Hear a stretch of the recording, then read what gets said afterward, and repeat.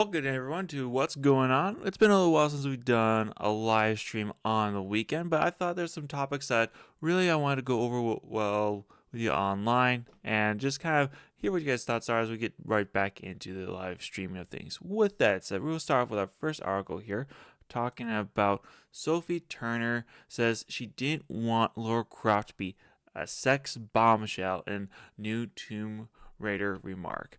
Now, anyone who's seen Sophie Turner's Tomb Raider so far, you're not necessarily all that surprised by her. Like, let's just take an honest look. Like, she has a feminine form, but can you honestly say that she is the Laura Croft that we were all hoping to get? Not necessarily. Uh, a lot of people had hoped this is going the right direction, but with that remark, you're not too surprised, but it kind of leans it more in the direction of not entirely sure exactly on what exactly the actress and production is wanting to have completed here. If we go all the way down here, let's see here. Oh, my apologies. I had everything set up and then I got myself turned around. Here we are. This is what I was looking for. All right. Turner said that her craft will not be a sex bombshell, explaining her desire to show another side of the beloved character. She's so unashamedly capable. She's not a woman who hides her strength at all. Right, but she's both a sex bombshell and she's also really great at figuring out mysteries. Like, these two parts of her are the same thing. Like, saying that she doesn't have one of them is kind of leaving a part of her identity out of it. Like, she is a very beautiful and voluptuous lady, but at the same time, she's also someone who's cutthroat, who cares about her own destiny, cares about getting her artifacts, and doesn't really care about the other people. I mean, as of recently, we have the studios wanting to move away from the whole Tomb Raider aspect of Lara Croft because that's culturally insensitive. You have her literally going into tombs and stealing artifacts. That's what Tomb Raider is. And honestly, I'm okay with that. Like, it's an adventure. She's supposed to go in there. She's supposed to raid these ancient tombs that have been lost for centuries and bring these artifacts back to the surface that maybe she keeps, puts them into a private collection, or sells, or donates them to a museum. Just depends on what she wants to do with them. But it's all about the adventure and the puzzles she has to find out along the way. And I'm not entirely sure if that's what we're really going to be getting through this whole situation that we got going on here. Especially since we have Phoebe Waller-Bridge as the one who's behind it. That makes me cautious of what exactly is we're going to get from going on here. Now, she goes over her training and how hard it is on the body and how she has some perpetual back problems. Okay, I'm sorry to hear that you got that stuff going on.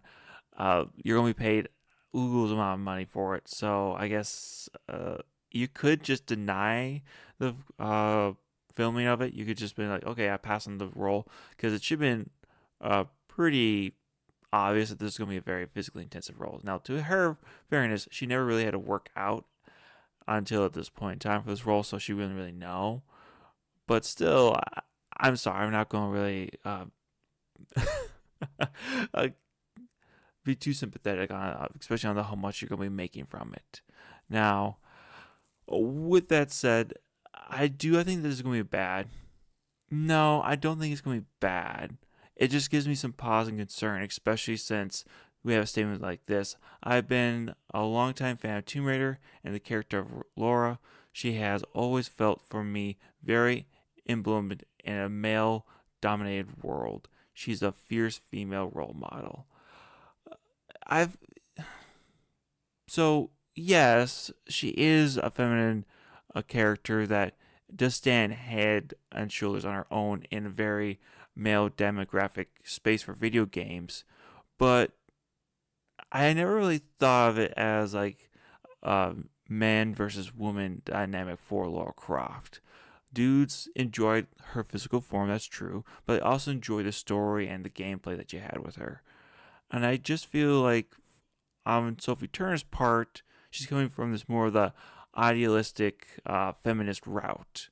But maybe I'm just reading a bit too much into statements. There's not really a whole much here in this article. I just kind of wanted to discuss and talk a little bit about what we have going on here with Laura Croft. I mean, if we can just take a look at some of the stuff here, I feel like Gia McCall kind of sums it up pretty well in my personal opinion.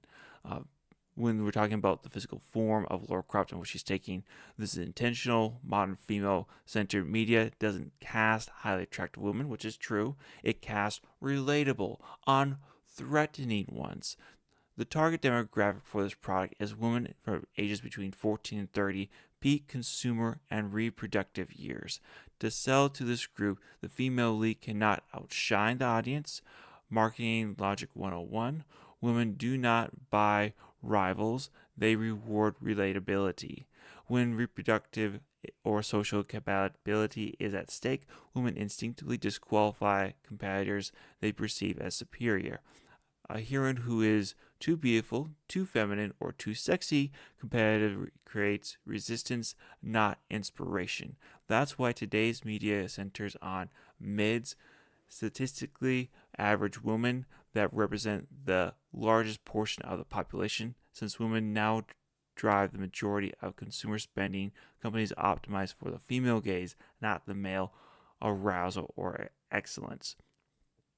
And I think that right there actually encapsulates it perfect. Like, if we just take a look at these two Laura Cross, Angeline and Sophie Turner, I mean, it's pretty strikingly obvious on who more well fits the role for uh, Laura Croft. Just my opinion, but that's just me. So I don't know. Maybe we're digging a little bit into this, but I thought that was a really good statement from Gia Mickle on the whole situation that's going on with Laura Croft and why Sophie Turner was picked. I mean, let's just look. You have the video game aspect compared to Sophie Turner. I guess I'm just being a dead horse with it at this point in time. Just as a final pick, you could have had someone like a Sydney Sweeney come in and have just a really great demonstration of what you have going on. Now, yes, this is over the top. This is a little bit too much. So maybe this is going a step too far, but I just want to demonstrate that Laura Croft being portrayed by Sophie Turner, in my opinion, is not the best choice. But we'll have to see exactly how the show goes. Is it just feminist garbage, or is it actually something worth watching? I can't wait to hear what you guys got to say about that in the comment sections down below. With that said, I do want to go ahead and take a look at some of the other articles that we got going on here today. Let's give me one moment here. The next one I actually want to talk about is actually still in the video game sphere. We don't want to quite leave that yet. But the one I want to talk about next was for our God of War, my man, Ryan Hurst, cast as Kratos in Prime Video's God of War. Now, when I first heard that they were doing a God of War show, I'm like, great, we get to see Kratos, we get to see the beginning of the story, his beginning journey of becoming the God of War back in Sparta, how he's going to take it on the Olympians, how Kratos became this massive machine of war, and then the downfall of Kratos with the downfall of Olympians, and then we get bringing into the modern day with Kratos. Unfortunately, that's not going to be what we're going to get here. See, the Kratos that we're going to be receiving here is going to be the Kratos story closely following the path of the last two games, as he deals with something new. His 10-year-old son, Atreus, this father-son dynamic began a whole new chapter in the legendary series and will be the heartbeat of the new show. And I personally have a severe problem with this. Yes, it's a great show. It's a great story. But you cannot have Kratos as the father, as this worried warrior that's been through so many troubles, without first telling the origin story of Kratos, of his mistakes, of his folly, of his arrogance, of how he destroyed his own world. And then you get to see maybe a little redemption with him having his own son, trying to give his son a better life, and trying to raise his son to be a better man than what he was. With this TV show, when we get introduced to Kratos, people who've never seen God of War, who don't know the story, are going to be introduced to this character, and they're not going to have the same emotional weight and care that a lot of people do when they first see Kratos. Yes, you want to be like, okay, he's a father, him and his son are going on a journey to put his mother to rest. And now all these crazy things happen to him. It's a crazy story. Completely understand. But if you want to tell a proper story of Kratos, you should tell the story from the beginning, and you work up and you earn that story of Kratos and Atreus, instead of you telling it right off the bat. So personally, for me, this is an L. Now, I don't think Ryan Hurst is at all an L in this case. I think he's going to be an amazing actor for the role. The man looks very much so like Kratos. The voice is beautiful. I love his voice. He was the voice of Thor in the Ragnarok games. So it should be amazing. I'm not going to say it's not going to be amazing, but you're starting at the wrong point. And we do have Amazon coming in and doing this whole show. So is this actually going to be something worth watching, or are we going to be once again having something full of disappointment? I'm not entirely sure here. I want to hear what you guys' thoughts are. Are you really looking forward to this Kratos TV show, or do you agree with me that we should start with the original Kratos and then slowly worked up to Kratos and Atreus? Even though I know that's the most popular game, it's not where the story begins. I want to hear what you guys' thoughts are down below about that whole scenario.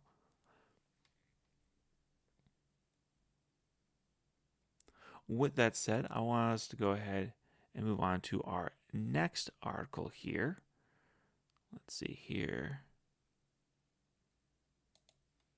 And that's going to be bringing it up to our my man over here. Kind of in the same vein as Kratos, but a little bit different. Let's see. Our man Taika Waititi. Apparently, his Star Wars film is still being put developed. I mean, we were told it was being developed back in 2020. We are now in 2026, so over half a decade later, and still have nothing left. From what we heard from Kathleen Kennedy down here, is that it's still something that is in production somewhat. So maybe we'll see something what's going on here. But I want to get into this article a little bit.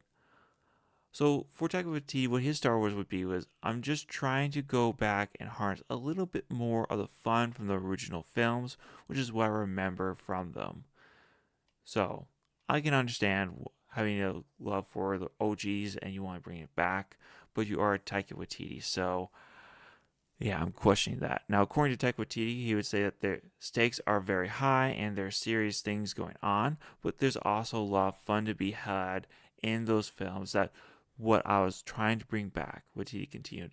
I was trying to work in a world that was a little bit separate to that because they've got so many things going on within that space. For me to do something there, it would need to be a little different and a little bit more its own thing.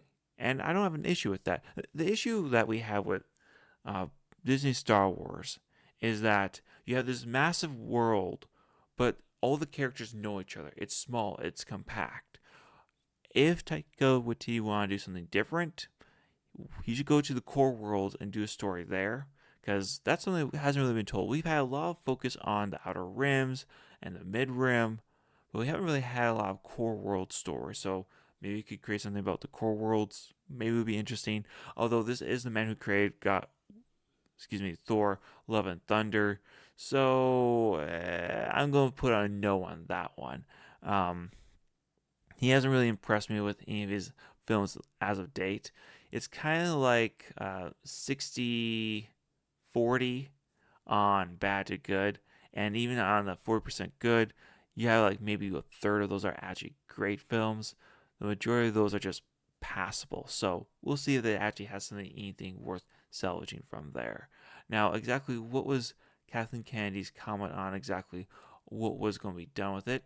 Um, she mentioned that he did turn in a script that I think is hilarious and great. It's not my decision, especially when I've got a foot out the door on whether it's getting produced. So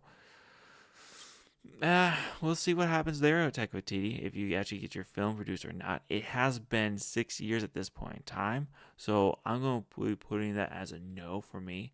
Now, it does go into areas of the stories, his favorite villains, and other stuff that's going on here, but that's pretty much the gist of what we have going on with Taika Waititi. He does have a comment on Marvel once we get towards the end of this article here, how he's excited to see the new Avengers Doomsday movie and how Thor is utilized in that film after his film. I mean, you destroy a character and you want to really see how it gets used after that. I don't know if that's ballsy or gutsy. I'm not really sure how I would react to that, on him just wanting to come out and take full ownership of what he's done to Avengers. But it will be interesting to say the least. Now, I do want to talk a little bit about the Avengers and exactly what we might be able to see coming from them, if it's actually something worthwhile, or is this just something that's not going to be all that well received? I'm not entirely sure here because I saw the trailers. The Captain America trailer, fun. It got me interested in wanting to see Avengers Doomsday. The Thor trailer, it hit at the soft spot. You're like, okay, yeah, we got something for Thor to now fight for. Personally, he has his kid. Okay, we can feel you there. Then we had next trailer where it was the X-Men coming into the Marvel Cinematic Universe. Okay, I'm hyped to see the X-Men. Always hyped to see Charles Xavier, and Cyclops looks badass. And then we have the actual trailer that drops for Avengers Doomsday. And I'm going to be honest, I was kind of disappointed. I was kind of let down a little bit. It wasn't that there's anything massively wrong with it. I just didn't think they had enough promise for what it could be. There's a lot that we could see that's going on here. There's a lot that could happen in it. I just don't know. And I think it'll have a good chance of maybe making 1.5 billion in the box office. But for this film, for the amount of heavy hitters you have coming back, for the amount of money going to be spending, for the amount of CGI that's going in this film, you need this to be making about $2 billion film. And you just don't have the build up for it. Like Phase 5, the Phase 5 dive is a real thing. And it just completely obliterated the film. And I just don't think we have this film where it needs to be in order to make a ton of money. Now, maybe that's just my wrong opinion. I want to hear what you guys' thoughts are that down below.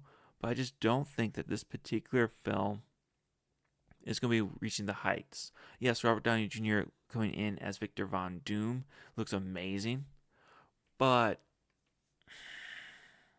I don't know, man. I'm just not entirely sold that this is going to be the blockbusters that Hollywood wants it to be, that Disney needs it to be, that Marvel requires it to be. Because you have not done any of the groundwork that is required. Oh, you've had films, you've had TV shows, but you've had things like She-Hulk and Agatha all along that have just bombed. So, and you had what? Captain America and Winter Soldier, the TV show, that did not do all that well. So, you have kind of a failure after failure after failure, and there's just a whole lot of homework. We'll see how this goes, but I don't have a good feeling for this movie. But you guys let me know, are you really looking forward to Avengers Doomsday? Is this going to be something amazing? Am I just being a little bit of a Nancy for no good reason? Maybe. I want you to let me know down in the comment section below. I can't wait to find out what you guys got to say about that one. With that said, I want to go ahead and take a little detour of where we're at right now. I want to go ahead and bring us on over to some fantastic news that has recently dropped on us today that I was not expecting. If you were, you guys have been keeping your nose to the grindstone better than me. But I want to go ahead and cover the Super Mario Galaxy movie trailer with Yoshi's first look. I think that is going to be pretty epic here. So let's go ahead without any more further ado from me. Let's go get this party started, boyos.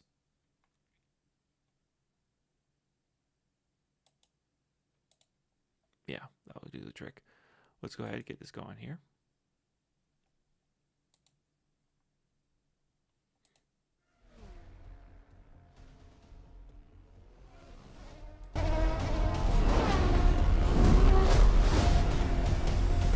Okay, I just want to stop it right here. Like, so far, I'm loving all this, man.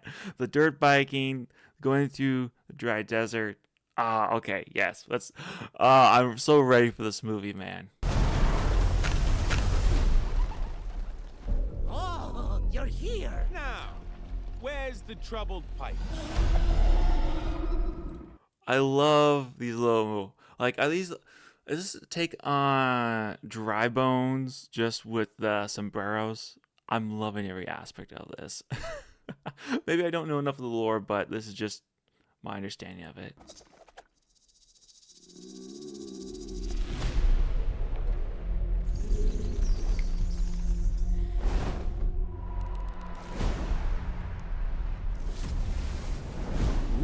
Lemon boyos.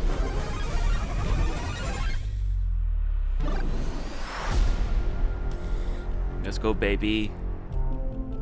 Come on, you're not the scared guy anymore. Yes, I am! People don't change!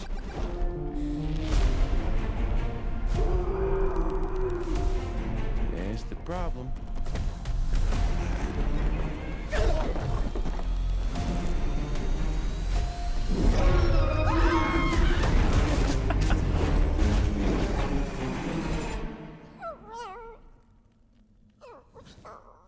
Hey, Oh.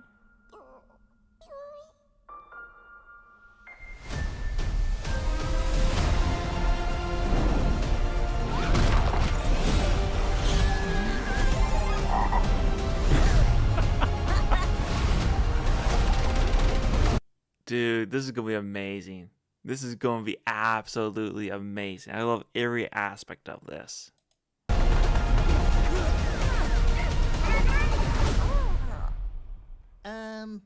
Who is this? come on. So some dinosaur just shows up and he's now part of the group. Cool.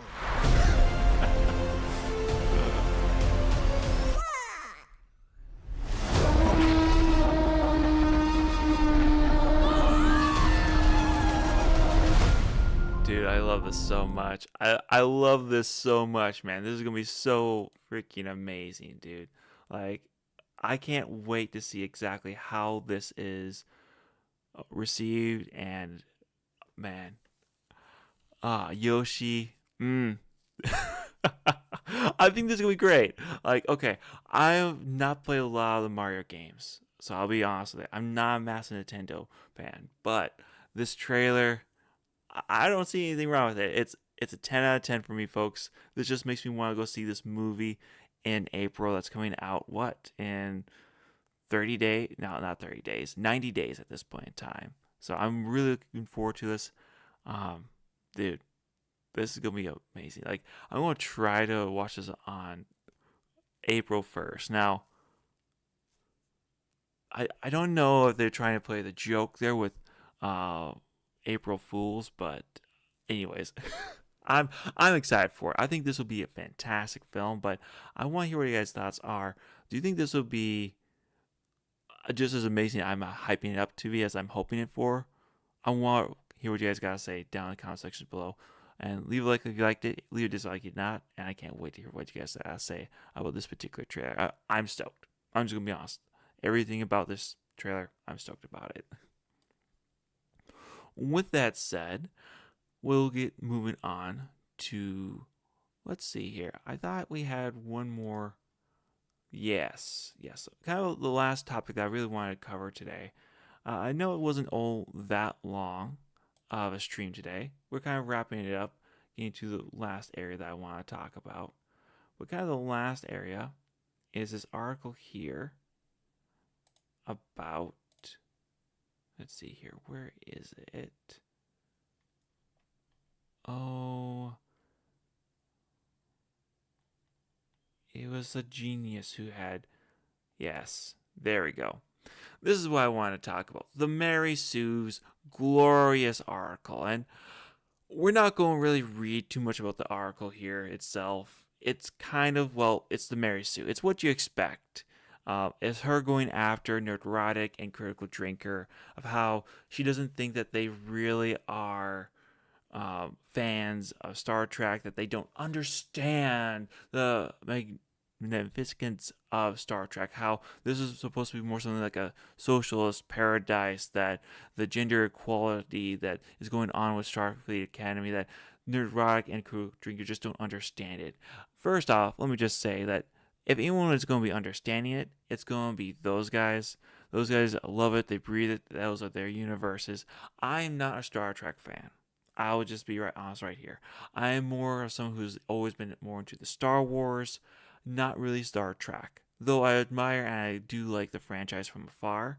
And I do have to say thank you to it because it is the inspiration for a lot of my favorite series. For example, Stargate. A lot of Stargate is there because of Star Trek.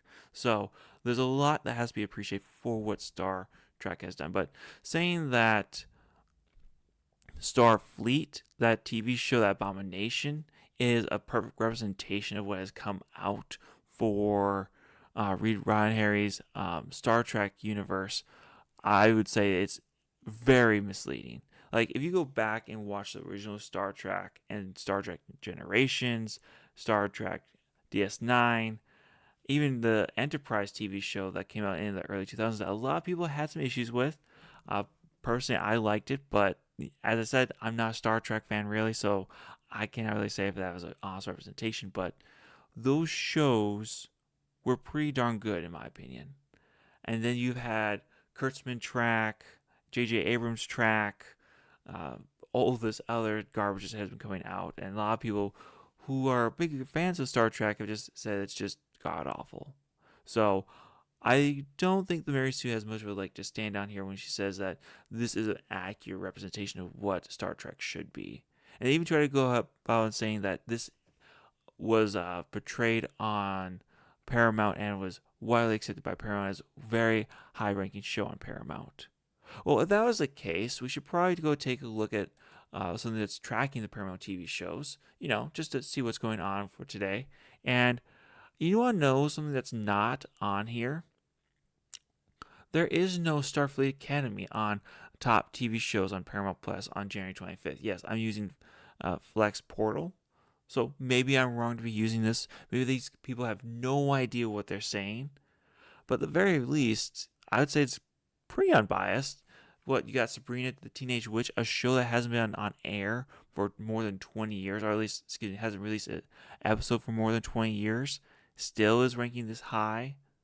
That's pretty respectable. Yeah, South Park's always going to be up there. Landman, who's finishing up the series, that makes sense, that's up there. UFC, absolutely makes sense. You got the Tulsa King. Hey, there we go. Yellowstone's actually the surprising one. That's been out for a while, and the ending was not the best. So you'd think that that'd be a little lower on the list here. You have Mira Kingstown. Never even heard of this show, so maybe it's worth a watch. SpongeBob SquarePants. Now that is an oldie. That is a goodie, though. Then you have NCIS. Can't believe that show's still going on. And then you have Kings of Queens. Also another old show. So what does it tell you that a show that just recently came out is Star Trek isn't even on the top 10 list here? Now, once more, as I said, take this with a bit of a grain of salt, since I cannot verify 100% if this reflects the world accurately for what's going on in Paramount. But at the same time, I can't really say that it does it inaccurately, because you got all these other shows here. But we'll at least say for what it is, an interesting marker of where is the Starfleet Academy if it's actually being well received. What you had on the live stream for that Starfleet episode they released on YouTube, only getting 1,300 concurrent viewers, whereas you had on Nerdrock's Spock stream of 3,000. So just a little bit of difference there in viewership.